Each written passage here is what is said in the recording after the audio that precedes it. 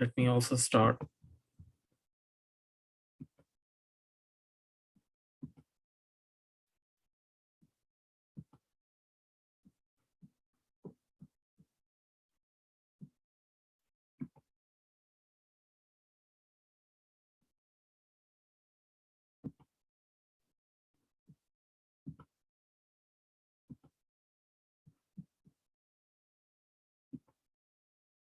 Okay, let's start with the some prarthana. Om Bhurbhuvah Swaha Tat Saviturvarenyam Bhargo Devasya Dhimahi Dhiyo Yo Na Prachodayat Vakratunda Mahakaya Suryakoti Samaprabha Nirvignam Kuru Me Deva Sarvakaryeshu Sarvada Saraswati Namastubhyam Varade Kamarupini Vidyarambham Karishyami Siddhir Bhavatu Me Sada.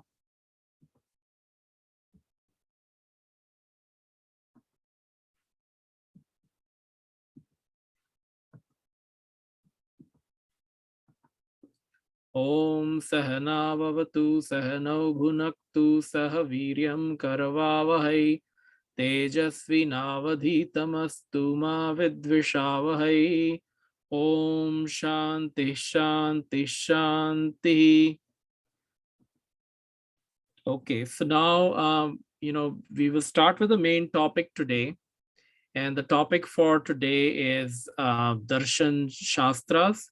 So the intended topic for today was actually the Puran and Agamic, the Tantra literature. But I thought that since last week we did the Vedas and Upanishads, it's probably a smoother flow if we discuss the Darshan Shastras.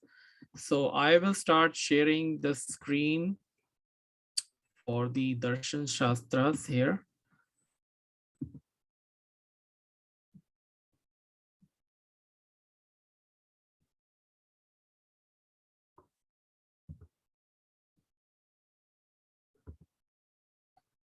And I apologize, I'm having some computer issues here.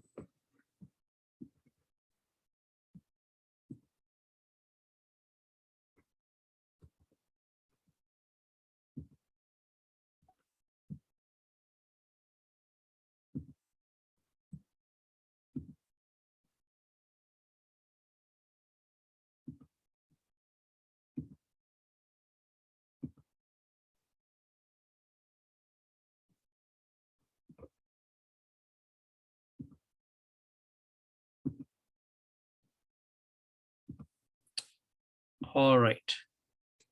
Can you all see my screen? Yes. Okay. So, the Hindu Dharma has a very sophisticated array of darshan shastras. And typically, when people study about darshanas, they typically use the word philosophy to translate the word darshan. But this is a very, very misleading translation of the word. And so we should, as Hindus, preferably use the word darshan when we are talking to each other. So, the question is, what is the difference between darshan and philosophy? And why am I insisting that we use the word darshan for our Hindu so-called philosophies and not the word philosophy itself? And so there are several reasons. One is if you look at Abrahamic religions, for example, Christianity, they didn't have an original philosophy to start with. And a few centuries after Jesus Christ, the early Christian so-called philosophers, they actually just adopted the older Greek philosophy and modified it and repackaged it to, serve Christianity.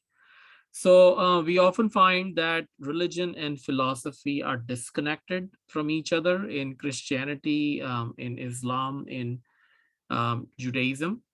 Um, and so they can be studied separately. You can see that there is no organic linkage between the two. Whereas in Hindu Dharma and in other dharmic traditions like, say, Buddhism and Jain Dharma, The darshan actually founds the foundational values on which the entire structure of dharma is erected. And it's actually the gold standard, the touchstone by which dharmic traditions are evaluated. For example, one might ask, why should I be respectful towards everyone? Why should I respect others? And the correct answer, one can come up with many reasons. Oh, that's the right thing to do. If I'm not respectful to my colleagues at work, the HR might call me. Or if I'm not respectful to my family members, it might just lead to, conflicts in the house. But to all those kind of reasons, one can find excuses or other, counter arguments. Whereas in Hindu dharma or in other, in Hindu dharma, the answer comes from our darshan shastra. And in the Brihadaranyaka Upanishad, in the Vedanta darshan, it is said that there is the same underlying atma that threads each and every creature, just like a thread goes through a row of gems or pearls. So in a way, we are all interconnected to each other, and we should be respectful to others, not because we are doing a favor to them, but the person who really benefits, when he's respectful to others, is himself, because we are all interconnected. It's somewhat like that movie Avatar, Avatar, or they call it Avatar, which came in 2010 here in the United States, where there was a mother tree whose roots had connected all the other trees on that planet. So Hindu dharma provides a darshanic reason for ethical virtues like being respectful. Um, the other great distinction between philosophy and darshan is that there are many different kinds of philosophies. In the classical European historical period, there is the Greek philosophy. Within that, you have philosophers like Socrates and Aristotle. And then when you come closer to our own times in Europe, you have, Kant and Hegel and other philosophers. And their philosophies are, very connected to mental gymnastics. There's a lot of armchair speculation. And in Hindu dharma, darshan is not simply an armchair speculation. The very word darshan means, our vision, our perception, our experience. So what one experiences is reflected in the darshan shastra. It's not just some kind of a mental gymnastics. And whereas philosophy can have very mundane goals, in the case of Darshan Shastra, there's always a higher spiritual insight and a vision, and there is a higher goal of moksha. So a darshan in the Hindu dharma is always connected to that higher goal of moksha. It is not meant simply for worldly reasons. Its purpose is supra sensuous. It's beyond our current lives and how we need so that's the major, these are the major differences between darshan in the Hindu dharmic traditions and between philosophy in the European or in the Christian or other Abrahamic traditions. So I found a wonderful quotation from a great scholar of Hindu dharma named T.M.P. Mahadevan.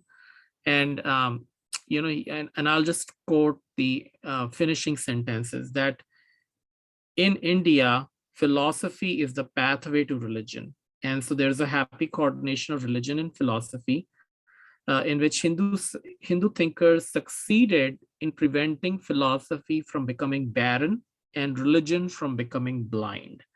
And so it is very interesting to note in this connection that philosophy is called darshan, which means intuition, and religion is called mat, which means that which has been reflected upon.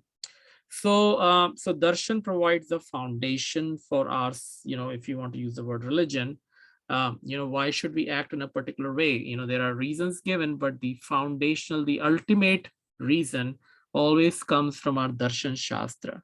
So you can study Christianity and Christian philosophy separately, but you cannot do that for Hindu dharma. They're just intertwined and complementary or a part of each other.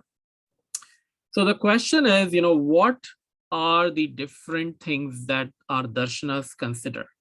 And so in Hindu Dharma, there is a set of 6 darshanas, which is called the Shat Shastras or Shat Darshan.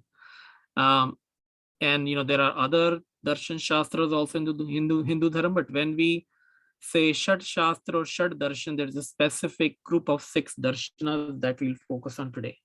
And they look at these questions. What is the nature of truth? How can it be known? What is karma? What are the different types of karma? Um, and what are the way? How can we interpret the Vedic shastras in a rational manner? And then it also looks into the nature of this creation, the universe. Who am I? What happens after my body perishes? Is there something which survives? Who is the divine being? Is there a divine being? I've used the word God just by way of convention. And why was this universe created? How does it evolve? Why does it even exist? And what role does Paramatma or Param Brahma have to play in it? What is the goal of our lives? And how can we reach that goal? And once we reach that goal, what kind of a state are we in? So, so these are the profound questions that are, considered um, in the Darshan Shastras, and they approach these questions in their own way. Since the Darshan Shastras are insights, it's based on one's experience, inner vision. One can have different perspectives, and that's the reason why we have these different Shat Darshan or the Shat Shastra. So when we use the word Shat Darshan, it primarily covers, it means these 6 Shastras, the Nyaya of Gautam Muni, Vaisheshik Sutras of Kanad, the Sankhya Darshan, whose original expounder was Maharshi Kapil, the Yoga Shastra, which was originally taught by Hiranyagarbha, but the text we have right now are the Sutras of Patanjali. Then we have the Mimamsa Shastra of Jaimini, and then the Vedanta Sutras or Sharirak Sutras of Badarayan. So on each of these, it commenting on them, explaining their teachings, explaining their vision has been very important to all the sampradayas of Hindu Dharma. And for a long time, unless one did not write a commentary on one of these darshanas and majorly on the Vedanta darshana, you could not start a new sampradaya within Hindu Dharma. So these darshanas, they have a lot of overlap, but they have some specific, some special things that they focus on. And so, for example, the Nyaya Darshan talks about logic, the ways and means of knowing how to conduct a debate, how to arrive at a conclusion, rationally. The Vaisheshik Darshan, it talks about material properties, force, direction, different entities which make up the visible universe. The Sankhya Darshan expends a lot of energy on explaining why matter is different from Atma. And in doing so, it dwells a great deal on, how did this material universe come into being? How is it different from Purush, which is the spiritual entity? And then we have the science of mind, of psychology in the Yoga Darshan. There is a statement in the Upanishads that mana eva manushyanam karanam bandha mokshayoh, that the mind can lead one to bondage or it can lead one to moksha or liberation. So the Yoga Shastra focuses on how one can regulate one's mind and free the Atma, which is inside the body. The Mimamsa Shastra is kind of different from the others. Its primary concern, and again, this is a typo, it shouldn't be Vedic ritualism, but it deals with questions like what's the correct way of interpreting the Vedic sentences that relate to karma? What are the different kinds of karma? Who's eligible, and what are the materials needed for karma? What are the sources of dharma, and which sources are more authoritative than the others? And then finally, we come to the Vedanta Darshan, which for over 1,000 years has kind of been the supreme or the ruling or the reigning most important darshana in the Hindu tradition. So when I teach the students about the Darshan Shastras, it can be an extremely dry topic. So what I do is, um, I give them a discussion topic which is very controversial. And I, so one of the topics that I've given in the class is, I divide the class into two teams, and I say, one team will argue that God, there is something called God, and the other team will argue that there is something, there isn't a God. And then after halftime, we interchange, so now the team which was arguing for God has to argue against God, and the team which was arguing against God has to argue for God. And there is a reason for that, because that is how debating skills are taught here in the American high school. So the students are very used to that format. You have to argue from both the sides of the argument, and it's a free for all argument, as long as there are certain rules that people don't abuse each other and they don't shout the other person down. So it is very interesting. I keep noting those the different pro and con arguments from the students, and then eventually, what I tell them is that the Hindu Nyaya Sutras were so sophisticated that they looked at all these different kinds of arguments and logical, rational statements. And so people can say, well, we there is an Ishwar because some people have seen him or her, and some people will say, well, we haven't, no, I cannot see. Then some people will give an argument similar to the intelligent design theory, that the universe has a lot of complexity and it presumes an independent, that there is a conscious creator behind the universe. Some people will say, well, God exists because that is what our holy sacred narratives, shastras, tell us. Some people might give an analogy. They say that nobody can, for example, create a table or a chair unless there is an intelligent human creator. And so by analogy, since the universe has so much design and sophistication, we can assume that. And then likewise, people give all these kinds of arguments. And then I tell them how the Hindu system of logic was so sophisticated that it covered all these different kinds of arguments. Now, on the other hand, there are a lot of people who say, well, I cannot see God, and most people haven't seen God, and therefore, that kind of proves that since we cannot see, hear, touch, taste anything like God, it doesn't exist. So then I introduce them to other categories of how perceptions can be different from reality. And the purpose of all this is not to make them memorize these terms, but just to make them feel proud uh, that our system of traditional logic in the Nyaya Darshan was very sophisticated. It has threadbare analyzed different ways of knowing. It has also looked at counter perspectives. So, for example, when certain people are defending that there is a God, and the other person says, well, I cannot see God, the first person might counter, well, just because you don't see doesn't exist, because there are many things which are at a great distance, so you cannot see them. Or sometimes something there is in your eye and you cannot see, and God is so near to you that you cannot see God. Or some people might say, well, if a blind person cannot see something, doesn't mean that it doesn't exist. Or somebody might, so there are a lot of these arguments, like some things are very subtle, and so you cannot see air because it's transparent to the eyes, but there is air, there is oxygen and nitrogen. And some people might say, well, we know that a woman is pregnant and she has a child inside her, even though we cannot see the child from our naked eyes because it's covered. And so a lot of these arguments are made by students, and then I show them how all these different categories of perception fallacies or optical illusions are considered in our scriptures. And then I also talk to them about psychological problems or psychological flaws that prevent us from seeing the reality.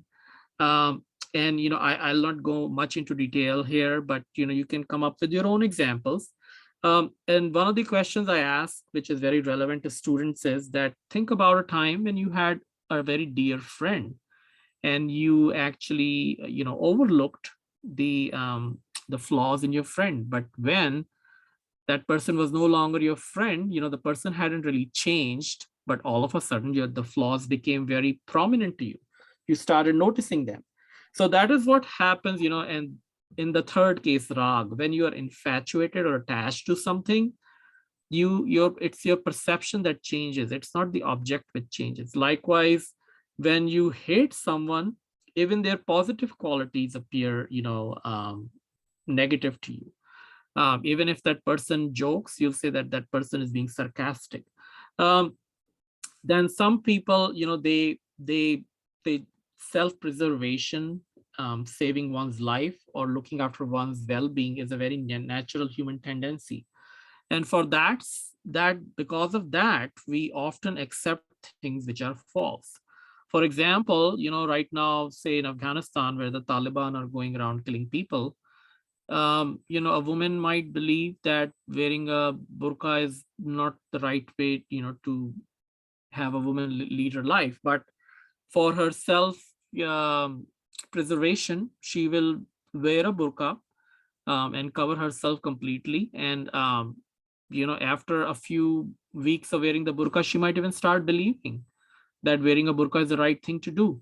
So that love of life or self-preservation can also lead to some kind of a false knowledge. So there are all these mental things also which are specifically elaborated upon in the Yoga Shastra and other Shastras that prevent us from seeing the reality. So this is the level of sophistication we have in our Hindu logic system. And then there are also philosophers in this particular darshan who have given all the arguments that you see today to kind of logically prove that there is a Paramatma. And this is actually not the last word, because the acharyas of other darshan shastras have then come around and said, well, in reality, logic cannot decide these kind of questions. You can neither prove the existence of God nor you can disprove the existence of God. But what I'm trying to emphasize is that both these sides of arguments have been exhaustively considered in the Hindu tradition. And one thing that we Hindus are really proud of is that in the Indian subcontinent, it was the followers of the Nyaya Darshan who actually logically defeated people who were atheists. So using arguments like the kind we see in the Kusumanjali of Udayan, the Buddhist philosophers are not able to counter them. And which is why, despite freedom of thought in traditional Hindu society, there haven't been many atheists in our tradition, because of our sophistication of logic and rationality, which is supported by our spirituality. We believe that there is a higher power above us. So that brings us to the darshan shastras 2 and 3, the Sankhya and the Vedant darshan. Very often, people think that they are contradictory to each other, but they are actually complementary. So I mentioned that the Sankhya darshan talks about the distinction between the material universe and the living entity, which it calls Purusha. And then it traces the evolution of the entire universe from the very first kind of matter, which it calls Prakriti. It literally means a prototype, or the first matter from which everything is made. And then from Prakriti arise 23 different substances which constitute the physical universe. And the goal of the human life, according to this darshan, which was initially started by Maharshi Kapil, is to realize that we are the eternal Atma, which is always separate from Prakriti. Now, this kind of an understanding is very important to be a spiritual person. Once I realize that I am the Atma, I am not this body, and that my true nature is spiritual, and it it's totally distinct from the material universe that surround me. You know, when a person realizes that and takes that to their heart, then he becomes detached from mundane things and becomes more dedicated to that which is spiritual and eternal. So that's the benefit of the Sankhya Darshan. Now, the Vedant Darshan takes up from where the Sankhya Darshan leaves. And what it says is that, okay, the human Atma is distinct from the material universe, but it is very similar to the Supreme Atma, the Paramatma, from which the entire universe, emerges, who's the creator. And this universe is totally under the control of this Paramatma, and he, wields it like a magical power. And in this universe, we are constantly reborn in a cycle of births and deaths. So the Vedanta Darshan says that it is not sufficient just for the Atma to realize that it's distinct from the material universe. That can only take you to, say, level one. But to achieve the final level or the final goal or moksha, one has to understand that our Atma is essentially the same as the Supreme Atma, the Paramatma. And that alone can help us transcend this Maya or Sansar.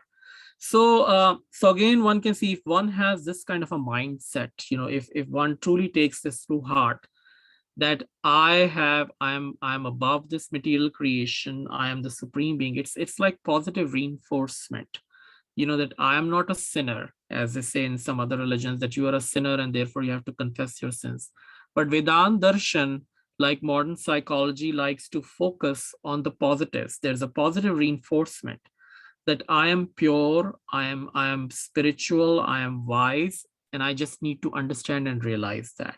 So, modern psychology teaches that if you constantly dwell upon the negatives of your children, then, they will never grow up. And therefore, you should actually use positive reinforcement. And that's the exact methodology that's used by Vedant Darshan, that I am Shuddha, I am pure, I am wise, I am eternal spark of the divine, but I need to realize that.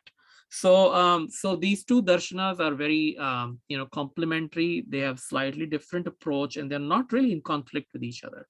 So coming back to the Sankhya Darshan, what exactly does it talk about? It says that this mother material nature um, is comprised of three gunas, just like a rope. When you read English translations of the Sankhya, it falsely translates guna as quality, and that's totally wrong.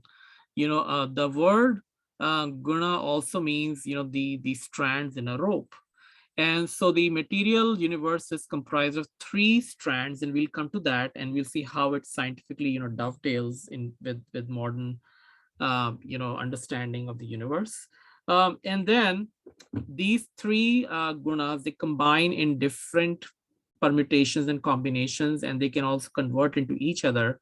And then they give rise to 23 different products. The very interesting thing to use is that, in the Western philosophy, which is the modern European philosophy, there's a statement which says, I think, therefore I am. Whereas in the Sankhya Darshan, thought is said to be a quality or a function of the mind, and the mind itself is nothing but a transformation of the material nature, and it is totally different from the spiritual entity, the Atma. So we don't believe that our mind and intelligence are our true spiritual nature. We actually believe that our spiritual nature is even above and beyond our mental and rational thoughts. So that entity is called Purush. And the Sankhya Darshan just talks about, Purusha as a single entity, and the Vedanta Darshan says, well, there are two types of Purushas. One is the Jivatma, the individual sparks of spirituality, and then there's the Paramatma, the supreme, the soul, Atma, which pervades the entire universe and envelops it. So like I said, the Sankhya Darshan typically combines these two Purushas into a single entity. whereas in other darshanas, they kind of separate them out. So this is a nice diagram that shows how Purusha is separate from the Prakriti, and then Prakriti evolves into Buddhi, which is called intellect, and then it evolves into Ahankar, and all these different things. So there are 23 different evolutes from Prakriti, and the entire universe is comprised of that. A very interesting thing to note, like I mentioned, that the mind is not equated to the Purush or the Atma in our tradition, but even our cognitive senses, the sense of hearing, touching, seeing, tasting, and smelling, they are considered separate from our soul, and likewise the ability to act, speak, hold is also considered a modification of the material part of the universe. So in the Mahabharata, Yudhishthir asks a very intelligent question to Bhishma Pitama. And he says, okay, you're telling me about hearing, touching, seeing, tasting, smelling, and that all creatures have these five senses, but the plants really don't have them. The plants cannot see. And Bhishma's answer is what they call phototropism and geotropism in modern botany. Bhishma Pitama says that plants can see, but they see in a different way. They respond to stimuli in a different way than we do. So if there's a plant inside your house, you will see that eventually it'll grow towards the direction of the window, so that it gets more sunlight, and its roots will always follow the gravity direction. It's very rare to see plants whose roots are going up into the air. So that's called geotropism. And when the plant grows in the direction of the light, it's called phototropism. And so Bhishma Pitama said that these senses manifest in plants in a different way. But they do have these senses. And so all these questions have been considered in a very thorough, people have asked questions and our rishis have answered them. And so then the question is, what exactly are these three gunas? And this is explained with the help of this color diagram. So the Sankhya Darshan and others, even the Upanishads, they say that if you want to understand what these three gunas are, they are the Sattva, Tamas, and Rajas. And they have a color coding to them, because they say a picture is worth 1,000 words. So, I asked the students, when you see the color red, what comes to your mind? And people will say passion, anger, energy. And I say, when you see the color white, what comes to your mind? And they say purity, light, wisdom, knowledge. And when you see color, black, what comes to your mind? And say ignorance, laziness. And so that's exactly what these three gunas are associated with. So these three gunas in this circle on the left, are the three strands of which the Prakriti is made. And then on the right side, the Purusha is apart from this Prakriti. So what the Sankhya Darshan is really saying is that this universe is comprised of these three things. The Tamas, which is the dark element or the strand, represents matter. The red strand, the Rajas, represents energy. Now, there is nothing corresponding to Sattva in modern, physics or modern sciences. But in the Sankhya Darshan and in the Hindu Darshan Shastras in general, this is called what you might have heard, the cosmic mind. It's the intellect. It's something that is more subtle than matter and energy.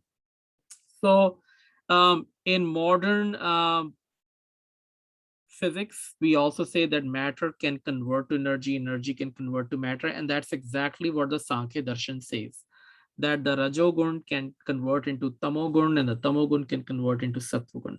So there are these parallels which, you have to see that the pattern is very similar to what we have found in what the modern physicists have suggested.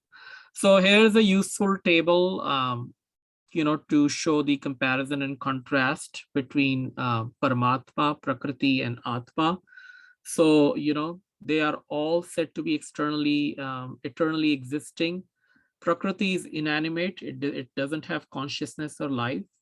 Paramatma is full of joy, whereas the Jivatma experiences joy only, unadulterated joy, only in the state of moksha. Paramatma is all pervading, and likewise, matter is also all pervading. And Paramatma is not at all dependent on anything. It's the ruler of the universe, and it's also the ruler of the Jivatmas. So the Jivatma is independent in doing its karma. We have a free choice, but we don't pick and choose our fruits. Depending on what you do, that's the fruit you get. And we'll explore that more when we come to the doctrine of karma. Paramatma is omniscient, sarvagya, as we say in Sanskrit, and it doesn't apply to Prakriti. It's inanimate, so the question of knowing doesn't arise. And it's only in the state of moksha that the Jivatma becomes sarvagya. So then I also look into some interfaith perspectives. And it's very essential. We Hindus tend to shy from comparing our philosophical and other values to other faiths, but I think it's very important, because in this global world, the children will ask these questions and they will compare. So it's good that we give them our own answer. So in the Abrahamic traditions, it is believed that God created the universe out of nothing. Whereas in Hindu Dharma, we reject this view and we say that there is always this Prakriti, a material out of which God fashions the universe. And then I ask the students, what does science say? And the obvious answer is that something cannot be created just out of nothing. There has to be a pre-existing, matter or pre-existing energy, which is converted into matter or matter. So again, we see that the Hindu viewpoint is very consistent with what modern science says. Then the first material, we can just skip that, because we'll come to this Maya, what Maya, Leela, and all that means later on. So what the role of Paramatma is that it combines the material evolutes of this Prakriti with the Jivatmas to create, these different creatures. And these different creatures, which like you and I are examples, we have the freedom to choose what we do under our constraints. But depending on what we do under our constraints, we also reap the fruit. So like I mentioned earlier, Sankhya focuses a lot of energy on describing Prakriti and its 23 evolutes. It also talks a lot about the individual Atmas, but it doesn't talk much about Paramatma. And the Vedant Darshan, on the contrary, uses most of its energy, it focuses on Paramatma. So they kind of complement each other, and there is a kind of difference of emphasis. So why should I study these? Why should I study about this guna theory? Because again, if you look at this, circle on the left here, we have certain things that we associate with tamas, sattva, and rajas. And this darshanik intuition guides how we should live in our life. So the closer we go towards the sattva gun, the the better human beings we are, and the closer we get to moksha. Whereas the further away from sattva, or the closer we go to tamas, tamogun, the further away from moksha we are, and the worse kind of human beings we are. So a tamasic person would be given to like a lot of laziness, ignorance, not caring, wouldn't care to know anything, make foolish decisions. A rajasic person who's in the middle would be very energetic, but can be swayed by emotions, whereas a sattvic person has a very clear intellect, a very clear mind. He will always make the best choice, which is ethical and which is consistent with spirituality. So this is how this darshanik insight, and if you read the Bhagavad Gita, the entire chapter 14 of the Bhagavad Gita is totally devoted to how the understanding of gunas can lead us towards moksha, or if we stick to the tamasic, the tamogun, then how it leads to bondage. So, this is how we use our darshan shastras. This is an example how we use our darshanas to guide our not just our day-to-day behavior, but also to become more spiritual person. So, like I mentioned earlier, the tamogun kind of, it's like matter. The rajagun is energy, and then the sattva gun has no parallel. It's you can call it, we call it intelligence. So, and Sankhya Darshan emphasizes that these gunas can convert into each other, and this is very similar to what modern science has, said, and that's the whole principle behind the nuclear bomb. Where you're changing, converting matter into energy. So, and then, if there are always some students in the class who know about the Einstein equation, E is equal to mc squared, or sometimes, they also you know the de Broglie, equation. So it's always, good to bring out those scientific aspects and then let the children see the parallels in what the Sankhya Darshan teaches and what the modern atomic and cosmic physics also talk about. So in Prakriti, the gunas are not atomic. They are like pervading. They don't have a tangible form. But when Prakriti is evolving into 23 other, things which come out of it, they start coalescing into atoms, and that is what the Vaisheshik Darshan talks about. So, we will come to the Vaisheshik Darshan, but again, we see here that um, the philosophy, the notion that this universe, as we see, is comprised of atoms, is also there in our Hindu Darshan Shastras. So, what does Vedanta? So, we've spoken a lot, we talked a lot about these evolutes of Prakriti and the three gunas. And what does Vedanta say about Paramatma? And this is what we've summarized in this slide, that it's the consciousness which pervades the entire universe. It's like the string which passes through a row of gems and pearls and unites them as a necklace.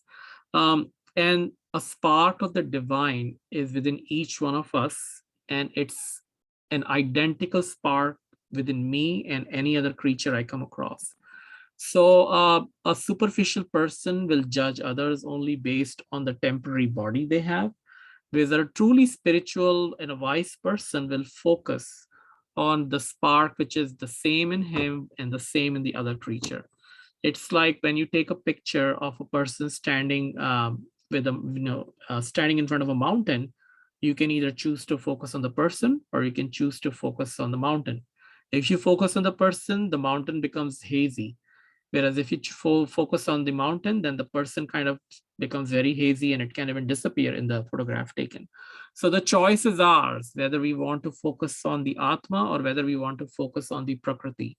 And so the Vedanta Darshan say that let us focus on the spark, the divine spiritual spark that we have, um, and and and see what's beyond the body, what's beyond the rocks and the mountains, and try to experience that Paramatma, which is in the entire creation and also outside it. So interestingly, um, our acharyas, our great teachers, have used the same set of Upanishads and Vedant sutras, and they have evolved very sophisticated understandings of the nature between the supreme being, the universe, and the jivatma, which is the individual soul, and what we should do to attain a path of moksha. So there are at least a dozen schools of Vedant, which I mentioned has been the supreme darshan shastra for the last 1,000 years at least. But the prominent ones are those of Shankaracharya, Ramanujacharya, Madhvacharya, Nimbark, Vallabhacharya, and Chaitanya Mahaprabhu. Typically, when you read about Vedant Darshan, they tend to focus only on the views of Shankaracharya, but that's kind of a distortion. And it's debatable whether most Hindus follow the Vedanta of Shankaracharya. All these other sampradayas also have a very, very strong following. The Hare Krishnas, who are very prominent in the West today, they follow the Gaudiya Vedant, which owes its origin to Chaitanya Mahaprabhu. So, all these sampradayas, they treat Upanishads, Brahma Sutras, and the Gita as their core uh, pillars. And some like Madhvacharya and Vallabhacharya, they add other pillars also to their darshanas like the Bhagavad Puran. So allied to the Vedant, in more modern times is Bhakti Darshan.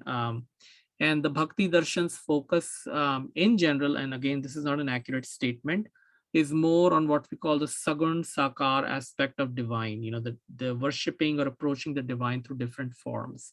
Whereas the old Vedant focused more on the Nirgun Nirakar. However, having said that, there is no like distinction. There are schools of bhakti which have Nirgun Nirakar focus, and likewise there are schools of Vedant which have Sagun Sakar focus also. So coming to the Vaisheshik Darshan, like I mentioned, Maharshi Kanad is said to be the original teacher, and he focused on the observable universe, that it's made of these five elements which are common in all ancient classical philosophies. And interestingly, even space is not just nothingness. Even space is said to have been created from Prakriti. And again, that's an insight which is very similar to modern cosmic physics. We intuitively we might think, well, space, how can space be created? And modern physics also asserts that the whole, if there was a big bang, then before the big bang the word space had no meaning at all, and space was created after the big bang. So it's something similar to that akash or space is also considered a created substance in all of our darshan shastras. And of these five major elements, the last four are comprised of parmanus. You can resolve them into smaller and smaller and smaller bits till you reach the parmanu. If you look at the way this whole darshan shastra is designed, it reminds you very much of the methodology that we use in modern physics. It talks about directions, it talks about space, about time, about force, about the observer, about the observed entity. And so Dr. Subhash Kak has recently, you should Google and try to get a copy of his explanation of the Vaisheshik Darshan. It's a darshan which really resembles the methodology of how we study physics, whereas the Sankhya Darshan is more close to, like chemistry in its methodology. So, you can, when you study, physics and chemistry are not in mutual contradiction to each other.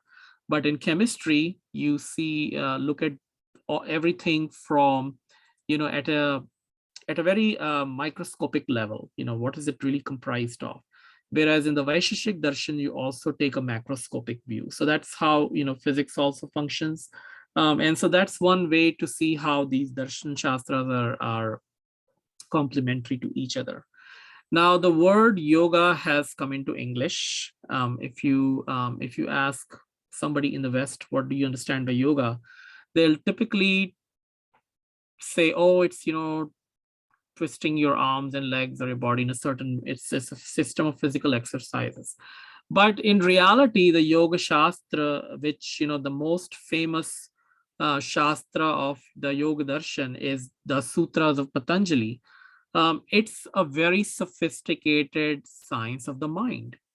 And if our mind is totally out of control, if we have addictions, if we have infatuations, or if we have great revulsions, then we cannot even succeed in our worldly activities.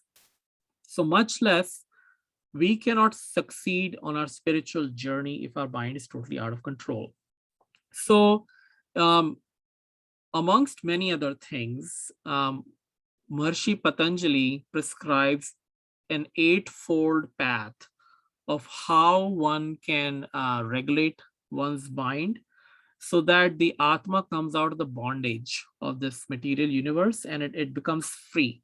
So when mostly people in the West or other places, when they talk about yoga, they totally forget the fact that two very important prerequisites to becoming a successful yogi is that first you should be practicing certain virtues, and the second is that you should be avoiding certain things.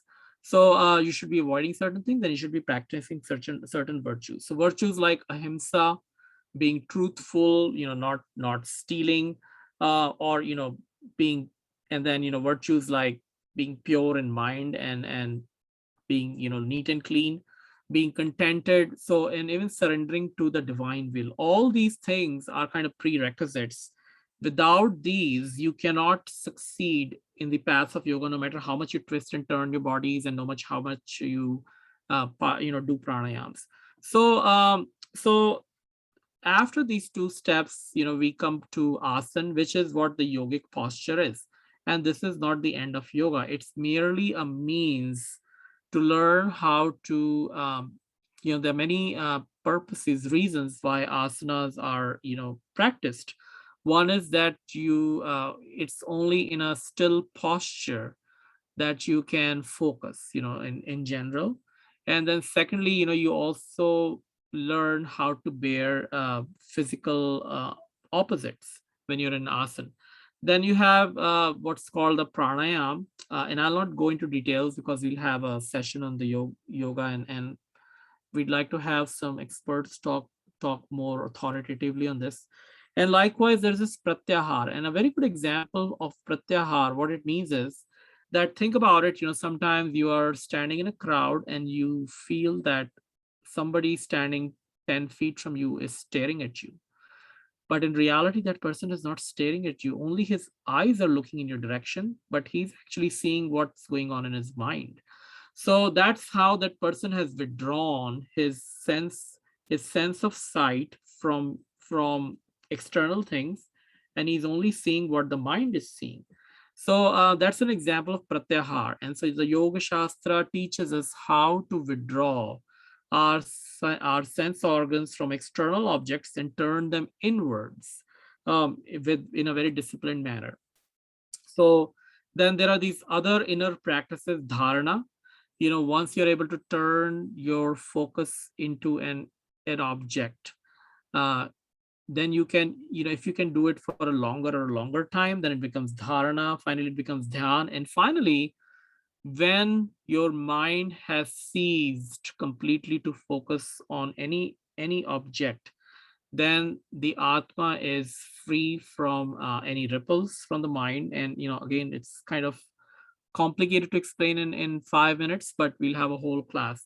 And then it becomes disconnected from external objects, and it gets connected to the divine. So this is there's a very sophisticated psychology and science of mind, which Patanjali talks about in the Yoga Shastra. We earlier looked at the 5 mental flaws which can prevent us from seeing reality, and this is something which is considered in great detail in the Yoga Sutras. And likewise, the mind is analyzed. What are the different kind of functions and roles that the mind can play? Um, so we've talked about 5 of the darshanas: the Nyaya, Vaisheshik, Sankhya, Vedant, and the Yoga Shastra. Now, the Purva Mimamsa Shastra is somewhat distinct from all the other 5 classical darshan shastras. It is said to have been authored by Maharshi Jaimini. It has many commentaries, of which the older one is by Shabar Swami. And Shabar Swami, there's a very interesting story. Shabar is actually a tribe in India, and today, there's a tribe in Odisha which is referred to as Shabar. And they say that Shabar Swami's real name was Aditya, and he wrote this commentary to defend the Vedas, but he faced a lot of opposition from the Buddhists and the Jains, and therefore he fled to a forest, and there he you know started living like a Shabar, and that's how he came to be known as Shabar Swami amongst those tribals. So there are very interesting stories from other lives of other Kumaril and Prabhakar Bhatt, who were the other commentators. But in summary, it discusses topics like authoritativeness of the Vedas. Why should we consider them as a gold standard? What are the other sources of dharma, and what is their hierarchy? Things which we discussed last time. What are the different types of Vedic karmas? How can we interpret the Vedas correctly, and how do we perform the yajnas, and attain heaven? So one thing to keep in mind is that in our Hindu dharma, some people say we don't believe in heaven and hell. We actually do, but we don't believe that there's an eternal heaven or there's an eternal hell. So in Abrahamic religions, once you go into heaven, you are there for till eternity. Whereas in Hindu dharma, we believe that first of all there are multiple kinds of heavens, and our stay there is only temporary. And moksha is eternal and it is way above heaven. So the final goal of human beings is not to do good so that you can go to a heaven and drink wines and sit in gardens which are watered by, for example, if you read the description of heaven in the Quran, it's something that a person in a desert would aspire for. It's garden with fruit laden trees, and you are sitting on couches, and you're being served wine by pretty women and handsome young men, and all that kind of stuff is mentioned. But Hindu dharma says that, well, if that's what you're aspiring for, you might as well ask for it on this earth. So moksha is something which is way beyond heaven, and that's eternal. And so the Mimamsa Darshan has Swarg or heaven as its goal. For most people, well, that is what they want. So let them have it. So that is why, it teaches how to perform the Vedic yagyas or ceremonies to attain the goal of heaven. Now, complementary to the Vedic ceremonies, we have the practical conduct, how we should lead our life. So the Mimamsa Darshan is typically paired with the Dharma Shastras, which contain directions on how people in different stages of life, how people in different professions, they should live appropriately. So having spoken about the six darshan shastras, the Bhagavad Gita is a very unique shastra that we have. And sometimes, people say, I don't have time to read all these shastras, and which one should I pick up? And a typical answer that you would get is that pick up the Bhagavad Gita, because it contains a beautiful synthesis of most of these darshan shastras. Now, I'm right at the very onset. I said that darshan shastras in Hindu dharma, they provide the very foundation for even our ethical and moral and spiritual conduct. And so the Bhagavad Gita provides that spiritual, that darshanic bag foundation. Once you have understood that darshanik found, and once you have stepped on the darshanik foundation, your conduct, your worldly behavior will automatically be very spiritual. So in the Bhagavad Gita, Bhagwan Krishna considers, the same questions that the Darshan Shastras talk about, but he fuses them into a beautiful, very integrated darshan. And more interestingly, Bhagwan Krishna was a master psychologist, and he totally understood that people are different. One size does not fit all. So, unlike some other religions, he never said, my way or the highway. And in this dialogue, Arjuna constantly asks him questions and challenges what Krishna responds to him. So, in summary, the Bhagavad Gita talks about four potential paths to moksha, and these are suited for people who have a different kind of a dominant personality, people who are very action oriented. The Bhagavad Gita teaches them how to spiritualize their actions. For people who are more emotional, it teaches them how to spiritualize their emotions. For people who are very analytical and rational minded, how can your knowledge lead to spirituality, spiritual vision? And people who are introverted or who like to introspect, it talks about dhyan yoga, how meditation can lead to the same goal. So the conclusion is that Hindu dharma realizes that people have different capabilities. Therefore, a single path to moksha does not suit everyone. And so, for this reason, Bhagwan Krishna has taught about these four paths. And depending, nobody is a completely emotional person, nobody is a completely rational person. Anyone who claims that I don't think emotionally is lying. Even the most rational person has an emotional side to him. So one can focus on the path and combine it with elements from the other three paths. Now in other religions, deviation from a single path leads to hell. If you believe in one kind of Christian philosophy, uh, people who believe in another kind of Christian philosophy will say that you're wrong, you will go to hell. Whereas in Hindu Dharma, we rejoice that we have multiple perspectives, but the goal is same.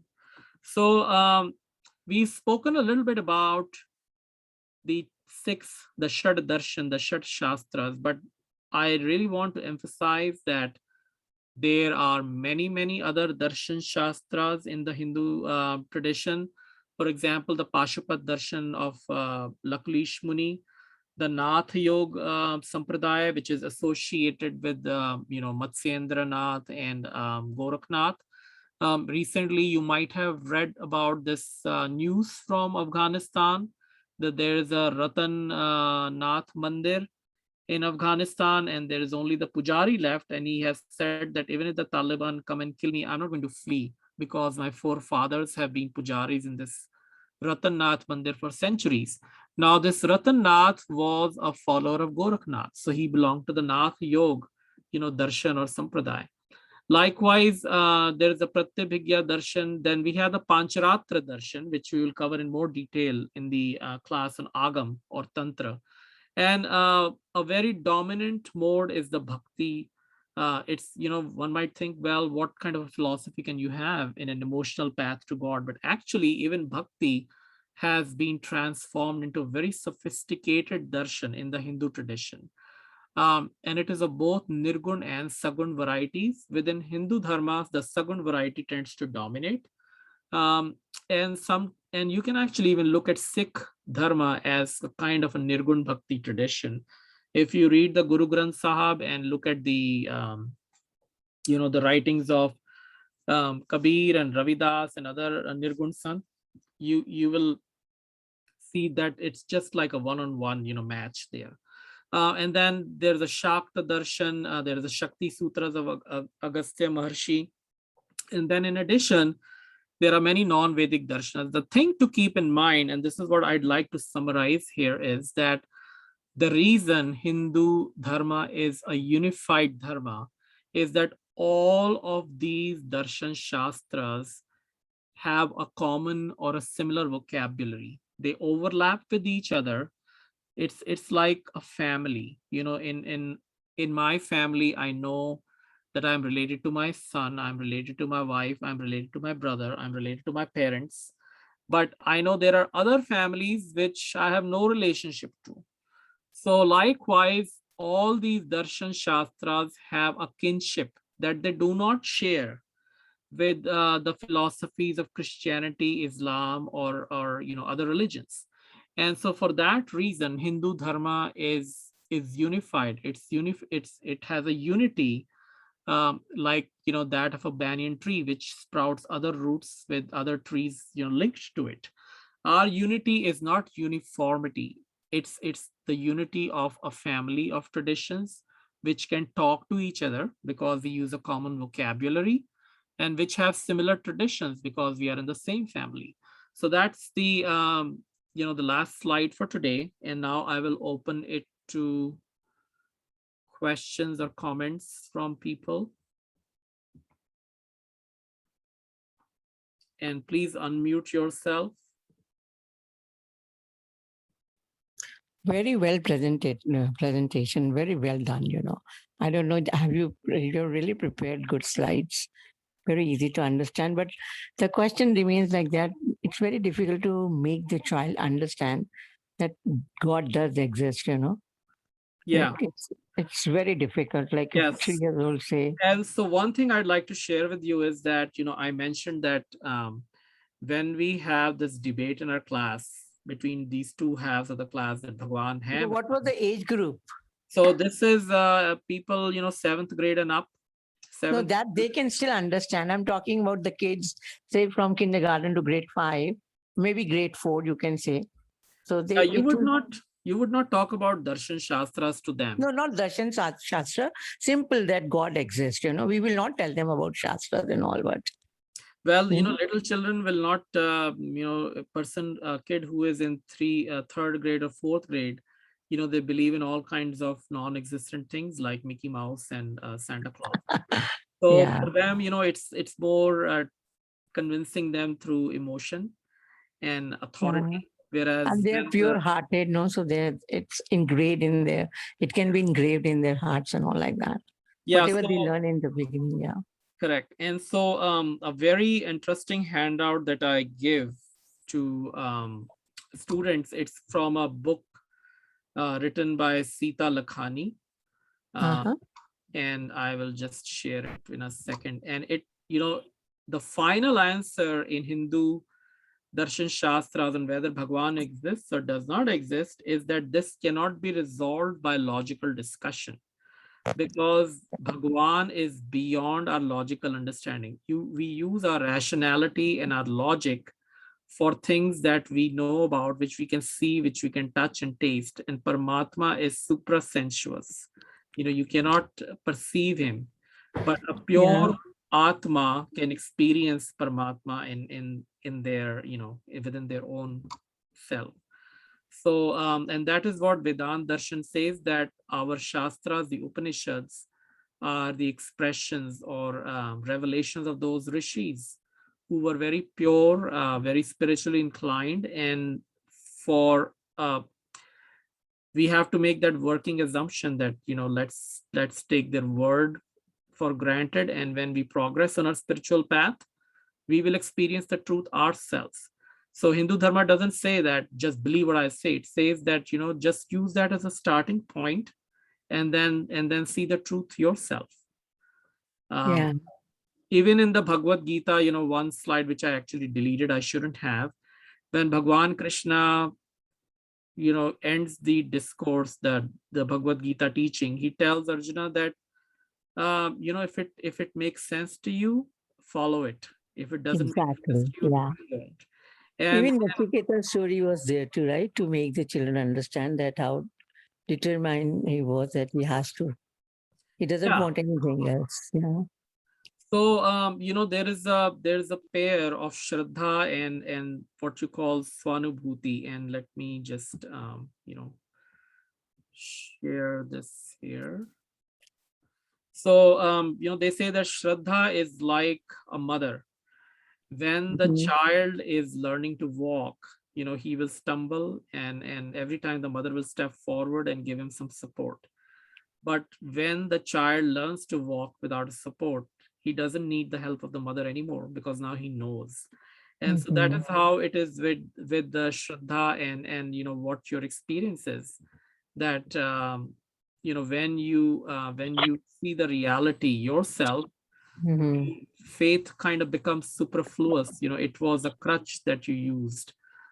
So this is a very good chapter that I share with them, and I'll upload it on the website. It's from this book here, Hinduism for Schools by Sita Lakhani. Unfortunately, I'm not aware of a cheap Indian edition.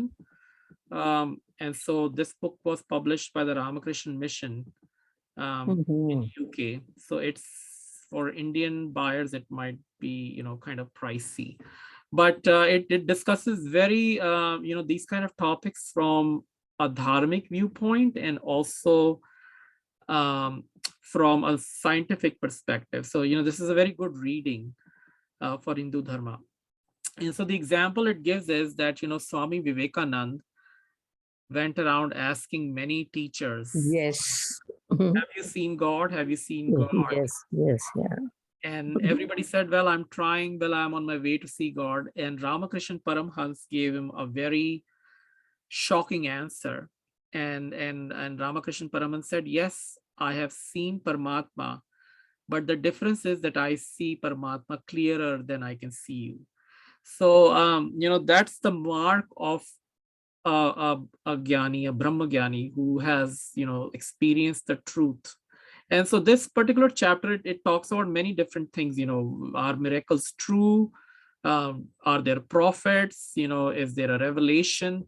And so the conclusion is that the first-hand experience of Paramatma is the only way. And Hindu Dharma is the only Dharma which declares that at some point of time, even our Shastras and the Vedas become superfluous, because when we have realized truth firsthand, when you know where to turn left or right, why do you need a map? So So that's something, that, I like to tell the children, that Hindu Dharma is a religion of freedom. It does Mhm. not chain you to a prophet or a book. You can use them, you have to use them in the initial stages, but you need to go beyond them. Right. And that's the And liberating message um, that they like. yeah. And how would you give them the concept of guru? Suppose if they ask that, we say that guru takes the andhakar from you, like ignorance to darkness to light. And so, how do you explain this concept to them? Well, a guru is like a personal trainer, and you can read as much as you can from the book. But if people could become PhDs, then, without any teachers, why would you have schools and colleges? Mhm. So, there's something called information and there is something called knowledge. And a guru is one who can see the connection between these different bits of information, and he has synthesized them into knowledge that he understands. And Mhm. that's why you approach a guru who has not just studied or mastered the shastras, but he has actually experienced their truths.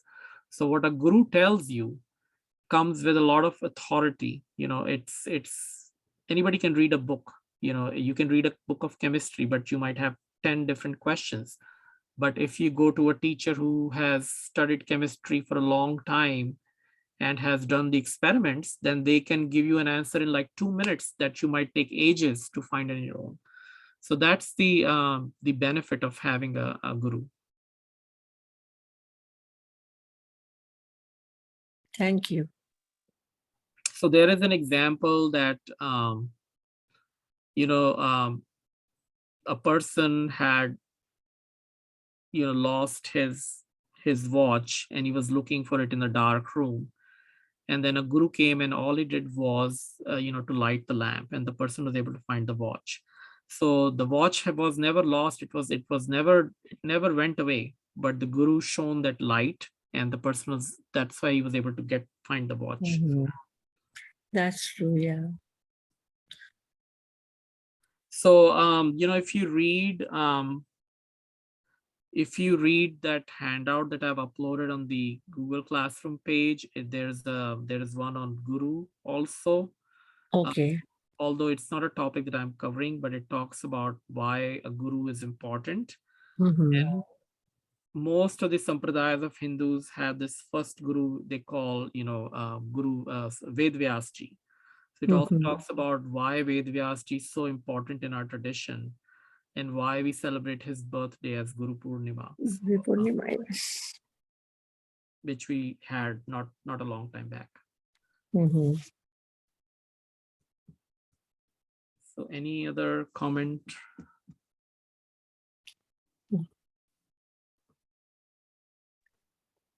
Vishalji, if I may ask, since you brought up the name of Ramakrishna Paramhans and Yes. the extents to which he went, despite being a Brahmdarshi and um, his direct interaction with the Kali, he went to a different through different stages, experiencing the different prophets and the sons and all. So, how do we reconcile um, those facts?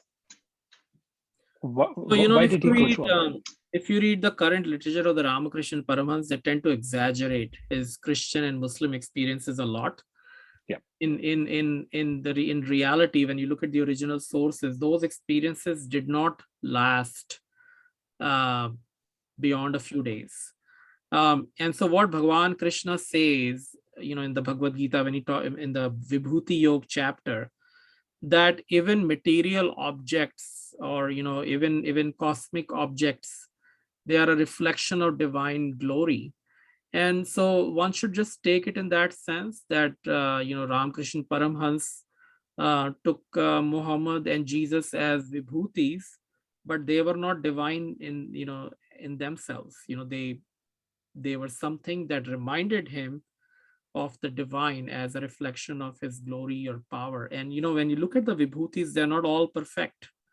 So so for to claim that because he validated the path to claim that since he saw Jesus and lived like a Muslim, he validated Islam and Christianity is not a correct interpretation. Seen from the perspective of a Bhagavad Gita, it was, he used them just as a vibhuti, and the truth was beyond that.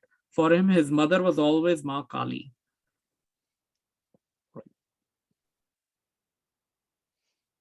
Thank you.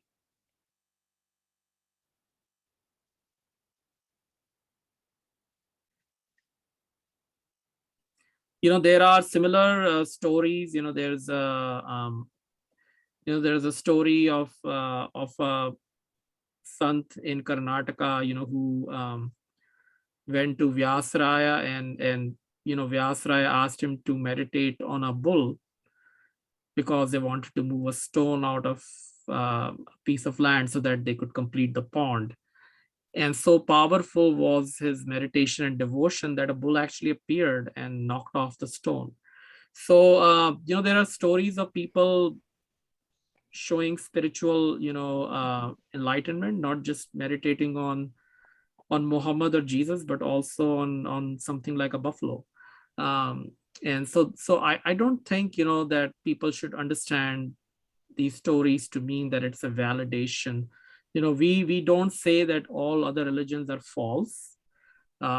We just say that they have an element of truth in them. And as a Hindu, I totally believe that the truth in all its completeness is to be found only in our dharma and not in other dharmas or in other Namaste. religions. Namaste, Ji. Namaste. Ji, this is Abhinav from Chennai. So I have a specific question. You have beautifully shown all the darshanas in a very simplified format in the slides. That's very commendable. How do we introduce the concepts, the philosophies of Swami Vivekananda and Sri Aurobindo to the children? Is there any specific way? Because both of these stalwarts have given so many different concepts which may be a little difficult for even adults to understand. So how do we introduce them to children?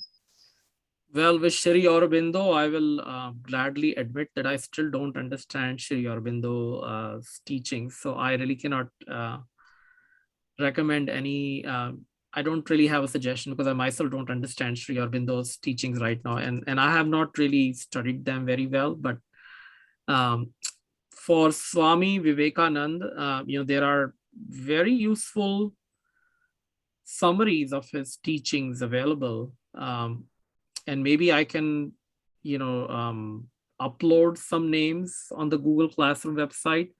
For example, there is a book called The Four Yogas, in which Swami Vivekananda gives his perspective on the four yogas of the Bhagavad Gita. So there are a lot of booklets which are published by the Sri Ramakrishna Mission, which summarizes teachings very beautifully.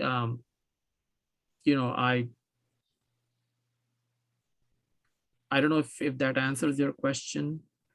So I Yes, will definitely upload some titles, there, and there are beautiful booklets like Swami Vivekananda. There's a booklet I was reading the other day called In Defense of Hinduism, which also draws from his speech, given in Chicago in 1893. So he was very eloquent, and he could present very complex, concepts from our darshan shastras in a very relatable manner. And he was, his life was exemplified a lot of those virtues. So I will upload some titles. And I will gladly admit that a lot of our acharyas, they did have differing opinions, but most of us Hindus are not very strongly affiliated to any sampradaya, and that's kind of the nature of the Hindu society. We have a very samanvayatmak drishtikon. We have a very harmonizing, eclectic approach. So and that is also kind of reflected in the textbooks that I have uploaded on the website. They draw upon the biographies and teachings from the whole range, from Swami Dayanand Saraswati who founded the Arya Samaj to say, Nammalwar of the Shri Vaishnava tradition. So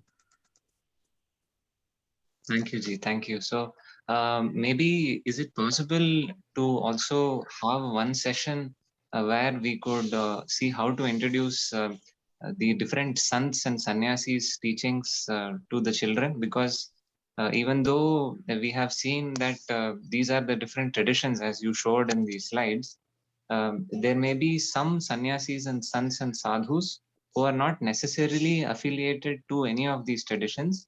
And also it is possible that even though they are affiliated, they may be extremely popular and they may have a huge following of Shishyas.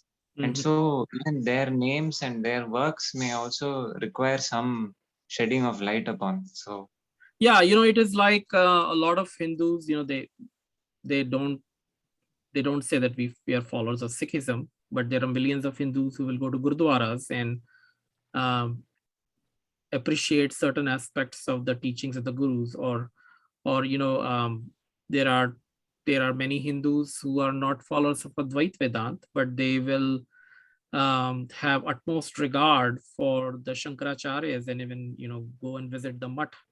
So, like for example, I personally feel that my worldview is closest to the Vishisht Advait Vedant tradition, but I have utmost regard for the Shankaracharyas. When I lived in India, whenever Shankaracharya from any of the mathas visited the city, I would make it a point to go and, for a darshan and offer my, respects. So, I mean, that's very typically Hindu. Now, as to how we can teach, there are two books that I have uploaded again in folder number 100. One is on Hindu values and the other one is on, the lives of great Hindus. So I would really urge you to download those from there, and you will see how, I have taken anecdotes or biographies of about 170 rishis, sants, bhagats, mahatmas from, great range of our Hindu tradition, and how all Hindus can draw inspiration from their lives and their teachings, whether we follow their sampradaya or whether they were a part of any sampradaya or not. So we can certainly, when the 36 classes end, there are 4 extra classes precisely for these kind of topics if they come up. So we can certainly look at that. thank you so much, Ji. Thank you. Thank you. But please do look at the material that's being uploaded. Sometimes I've been told that it is impossible to teach about Hindu Dharma without focusing on a particular sampradaya, and I totally disagree to that. One must have, first of all, a very thorough, foundation on what's the common basis, and then eventually one can, focus on a particular sampradaya methodology. But there is plenty of common basis that we first have to understand.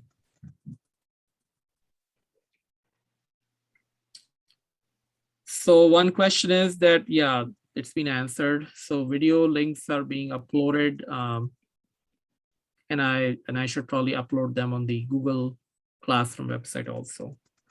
So the next week, I am planning to cover the Puranas and the Agam Shastras. And I'm strongly urging that if there are people who are knowledgeable about these subjects should come forward. I might reach out to 1 or 2 of you in case you're interested in teaching these different subjects. It's always better to get multiple perspectives and have different teachers. And like I said, there are certain topics that I'm not comfortable talking about because I don't know much about them. If you were to ask me to talk about the philosophy of Sri Aurobindo, I wouldn't know about it. Definitely I'll be approaching some of you. So any one last comment or question? Yeah. Sudhir Agrawal ji has a question, his hand raised. Yeah, Yes, thank you very much. I think it was a very, very informative presentation. And thanks very much. You had a lot of information, very useful. I was just wondering if you are going to expand on Einstein equal to mc square. You did bring it up. You brought up, quantum mechanics and de Broglie equations. So are you planning to have a talk where we can see the linkage between, the modern sciences and our Upanishads. I know Schrödinger himself has admitted, through his verification that everything is Paramatma. So just wondering, are you planning to do that? Or can you throw some light? What connections do you see? So it was not a part of the plan because in a mixed audience, a lot of people are not very familiar with quantum physics. But my intention was to say that, the equation says that matter and energy are interconvertible. And this parallels the Sankhya teaching that the Rajogun and the Tamogun are, they can convert into each other. So, if you take the Rajogun to mean energy and the Tamogun to mean matter, then, they are always interchanging, they're converting into each other. So that's a core doctrine of the Sankhya Darshan. And so that's what I was trying to, that's why I mentioned it, that the basic framework of the Sankhya and the Vaisheshik Darshan parallels the basic framework. My audience has typically been teenagers and adults who are from a diverse background. So if I start talking about, a lot, and I've been a scientist and an engineer all my life, and I'll have to do some revision of these topics myself. But if I start talking about these, then, a lot of people will not be very familiar. But, Einstein, the E is equal to mc squared is something which has come into popular understanding and knowledge, and so that's why I try to give these examples.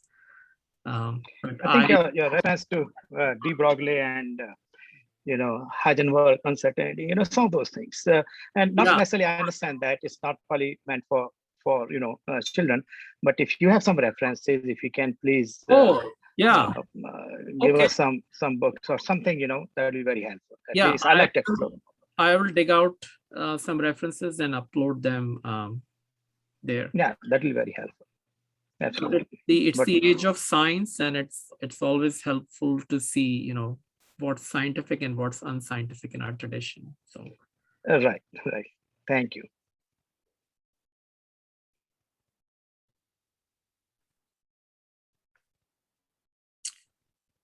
All right, I think we are already 15 minutes past the time, and so I hope to see you all again next week. Thank you very much. Thank you, sir. Yeah, thank you.